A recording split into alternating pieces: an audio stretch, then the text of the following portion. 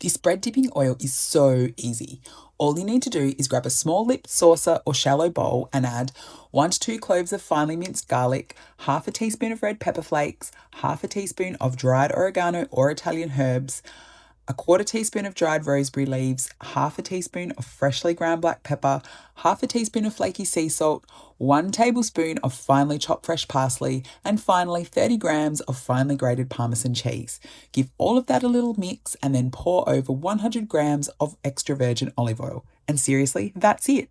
Now, you know how much I love using a scale, but for this one I have used a half teaspoon to measure because the amounts are so small they are hard to register on my scale.